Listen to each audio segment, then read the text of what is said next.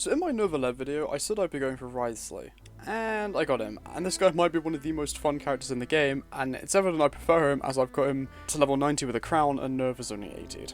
Wriothesley is this game's very first cryo catalyst user. Everyone thought it'd be Signora, but we all know what happened with her. But finally in version 4.1 we got him, and the power he holds, Kaya mains are terrified with the power of Wriothesley's ice bridging. He can constantly freeze enemies with his constant cryo application, even outside of stupid gimmicks with his weapon and element, he hits like a boss. Having a boxing limo teeth, Wriothesley deals damage by punching the ever-loving hell out of enemies with Vi's gauntlets from Arcane. Having 5 hits of cryo damage that do a great amount considering he's a normal attacker. Similar to Novelet, this is just easily the best talent you're going to want to level up, because he does normal attacks, you punch stuff, prioritize it. Evident by the fact I have it crowned. Per usual with basic attacks, there isn't a whole lot to mention. Wriothesley just punches, deals big damage, and does a hell of a lot of cryo reactions because of it. And it's the best thing to level because he's a basic attacker. Prioritize it. Now, this is where stuff gets interesting. Ice Fang Rush, his ability.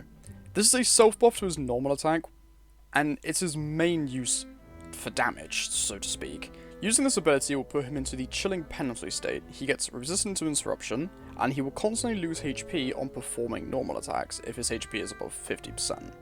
He needs to be above 50% HP for the damage buff to proc.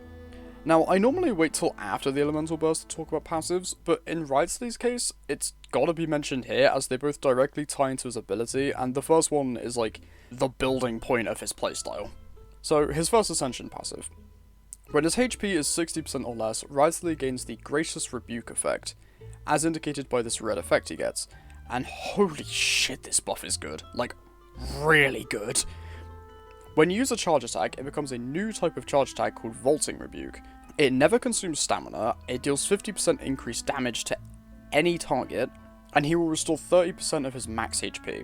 Now, this has a cooldown of 5 seconds, and god damn this is strong, like really, really strong. And it does go perfectly with his second Ascension passive.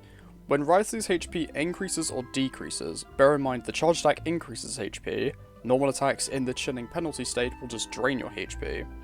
If he's in the chilling penalty state, he gains an attack bonus, 6% per stack.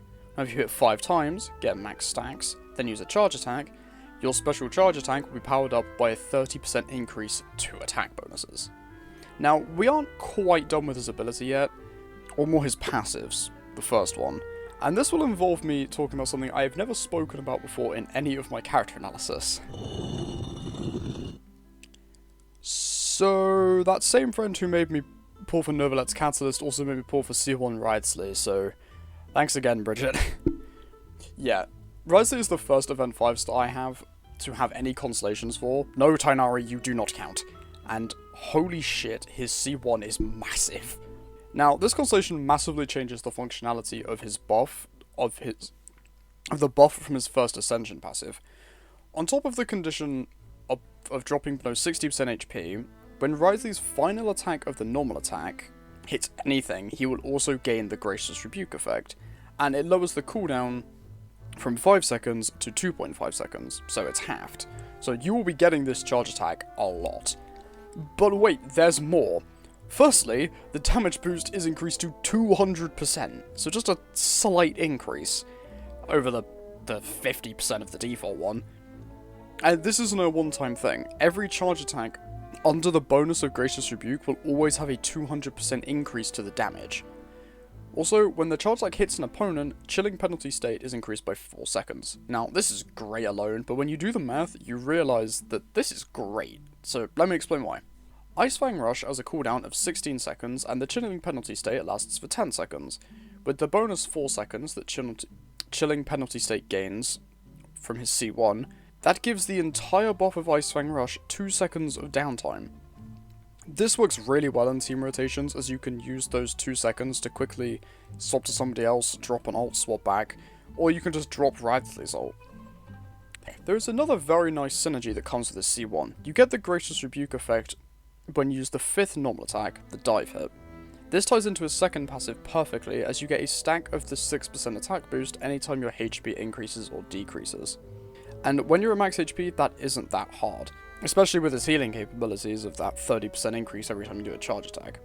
And if you do 5 normal attacks, when you're at max HP, each one draining a portion of his HP, therefore you have taken 5 changes to your HP. And when you hit that last hit, you also get the Gracious Rebuke effect. But when you do it with the C1, you will get it from the last hit of the normal attack, and you will also have the 30% increase to your attack. So you can just unleash a powerful uppercut that'll do around like 30k damage, because of how much everything gets tied together by his C1. It isn't necessary for him to do crazy damage, but it makes doing that crazy damage a lot easier. It's a bit like stuff like Alhaitham and Child C1, how they are just like very high quality of life ones, but unlike Alhaitham's, I don't think this is a necessary thing to be in his kit, it's just very nice to have. Okay, finally onto his burst, Dark Gold Wolfbite.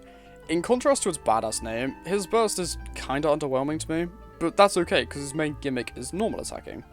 His burst sends forth 5 hits of cryo damage, followed by an Ulcia-aligned sword of cryo damage that will cause Pneumosia destruction, or annihilation, whatever it's called. It's that Fontaine mechanic I explained in the last video. With the cost of 60 energy and some decent cryo damage, his burst is overwhelmingly simple, but it's very effective at just finishing off groups and applying cryo to things.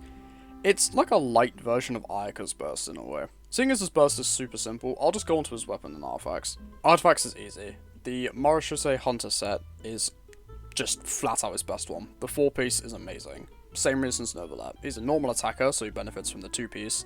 And he's got a self-damage, so low crit rate is viable, because then he will function with the 4-piece set of getting more crit rate when your HP changes. I can imagine that the cryo damage set is also fine for him, but I would say the 4-piece Hunter set is just so much better and much more consistent. As for weapons, I'm running the Ballad of Boundless Blue from the Poetry event that was this update. It's got nice base attack and a passive that specifically buffs normal and charge attacks, so it's very fitting for Wriothesley's kit, and the 30% energy recharge increase is nice to his cheap burst, for just chucking that out a bit more often. My guess is Cashflow Supervision is his best in slot, as it is his main weapon and the passive is tailored for his kit specifically. Now, I don't like the stats of this weapon, so I didn't pull for it. It wasn't super enticing like Novalet's book. 674 base attack is pretty good, but I think having crit damage instead of crit rate would be better because the Hunter set just fixes his need for crit rate. The passive, as expected, is just a buff to normal and charge attacks. I think it has an attack speed buff, and it is pretty nice, but I don't think it's necessary for him to perform amazingly like with some other weapons on characters. As for any free-to-play options, the Widsith is obviously one of them. That 55% crit damage is amazing. Like, you can kind of chuck the Widsith on any character who's a catalyst and you'll probably be doing okay. And then Flowing Purity for its attack boost is also great, which is the craftable catalyst from Fontaine. I am realizing I've recommended the exact same weapons for Wriothesley as I did for Novalet, but it's because they need the same sort of buffs and stats. You need normal and charge attack buffs Wriothesley needing both, while Novalet only needs the charge attack buffs. And then you need something that will increase your HP and your crit damage. If you missed the Poetry event, I would just say run the Widsith for Wriothesley, as that 55% crit damage is very nice, and it's very easy to accommodate for having a high crit damage if you run the Hunter set for his artifacts. Okay, finally, let's talk about the team comps. Me personally, I'm running Wriothesley as the main DPS, Raiden Shogun as the secondary DPS and superconduct reactions, then my Yunjin for her damage boost and her C6 attack speed, because the team is also elementally diverse, the damage buff gets higher thanks to her second Ascension passive, then finally Xingqiu for the freeze reaction, electrocharge reactions, and so just some damage reduction, and obviously the memes for the constant freeze is hilarious. Also, constant freeze is actually pretty useful as expected. For Wriothesley, I think just a lot of damage boosting and cryo reactions would be really good. If you don't have C1, I would avoid using Bennett or any major healers, as his damage boost to his charge attack can't be achieved if your HP can't go beneath 60%. With his C1, his charge attack boost is gone from the end of his normal attack chain, so Bennett does become more of a viable buffer because you can get the Gracious Rebuke without having your HP drop. Wriothesley is kind of a character you can put into any cryo team, with him as the main DPS. But if you want him, I'd recommend a Hydro character for his constant cryo application to do freeze, so Yelan or Xingqiu would be great. And it is just very fun to mess around with. Give him a sub DPS, a buffer or two. Shenhe would be a must-have if you have her, which I sadly do not. Yeah, Miko and Raiden are good picks, but Kuki's also a good 4-star alternative for the two of them, because Superconduct is just a decent reaction. But if you can, if you have stuff like Xiangling or Toma, I guess, Melt would also be really good. Yunjin is a good attack buffer as well, and I would chuck her on, because unless you have Shenhe, you're probably going to be running an elementally diverse team, so you can get the max damage boost with her. Also, her C6 attack speed is just very fun to play with. And that pretty much does it. Wriothesley is a very solid main DPS, fast damage output with big numbers, and after waiting so long for the first cryo catalyst user, he definitely satisfies after the wait. I would recommend this guy to anyone, as he's very fun, stupid easy to build, and he is very effective, and despite me having C1, I did use him for quite a while without it, and I can say it's not a necessary thing for him to perform well, it is just nice to have. Along with having just a really great character, if you don't get him on his current run, I'd say definitely go for him on the rerun. Next video will probably be, I have no idea what. I'm working on another professional overview of a video for Pizza Tower, but that's not going to be for quite a while, and when version 4.2 comes out, I'll make a video going over the Archon quest and all that stuff, because I feel like it.